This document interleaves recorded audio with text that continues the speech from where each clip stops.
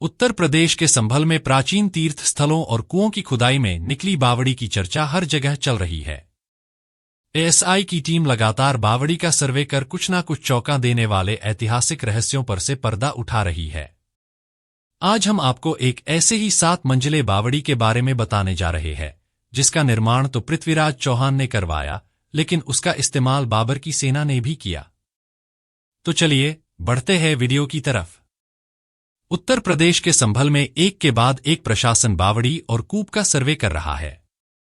इतिहास के पन्नों में दर्ज है कि संभल में 19 कूप और 34 तीर्थ स्थान हुआ करते थे, जिनकी खोज की जा रही है। इस दौरान कमालपुर गांव में पृथ्वीराज चौहान से जुड़ी ऐतिहासिक बावड़ी भी सामने आई। बताया जा रहा है कि इस बावड़ी का इस्तेमाल पृथ्वीराज चौहान की सेना किया करती थी। उसके बाद मुगलकालीन सेनाओं ने भी इसका इस्तेमाल किया। इस 7 मंजिला राजपूत कालीनी बावड़ी को चोरों के कुएं के नाम से भी जाना जाता है।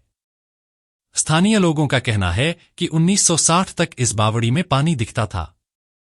योगी प्रशासन अब इस बावड़ी का जीर्णोद्धार कराने की योजना बना रहा है।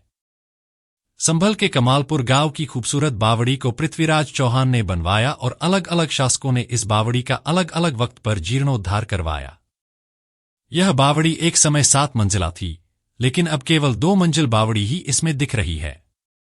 यानी इसमें जो मिट्टी है वो काफी पट गई है। इस बावड़ी में हर एक मंजिल पर कई कमरे हैं। इन कमरों में कई लोग रहते थे।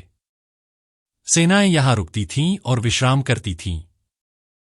संभल में कई बावड़ियों का निर्माण कराया गया, क्योंकि संभल रणनीतिक रूप से काफी अहम स्थान था। पृथ्वीराज चौहान के समय संभल एक बहुत महत्वपूर्ण लोकेशन था, क्योंकि ये दिल्ली से महज 200 किलोमीटर की दूरी पर है। आगरा से इसकी दूरी महज 150 किलोमीटर की है।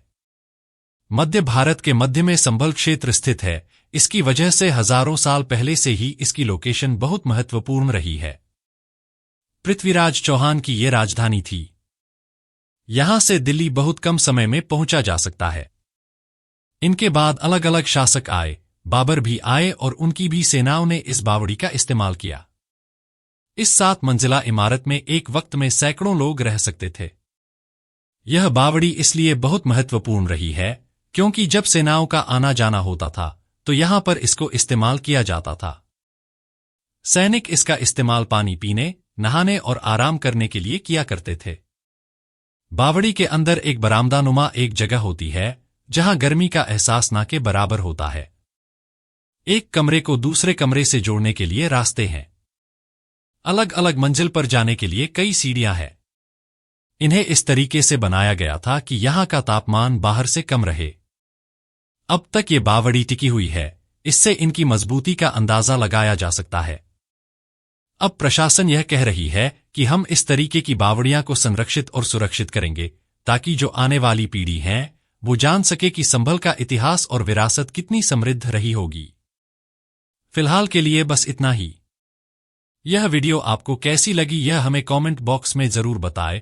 साथ ही यदि वीडियो पसंद आया हो तो कृपया चैनल को सब्सक्राइब करने के साथ वीडियो को लाइक और शेयर करना ना भूलें। धन्यवाद।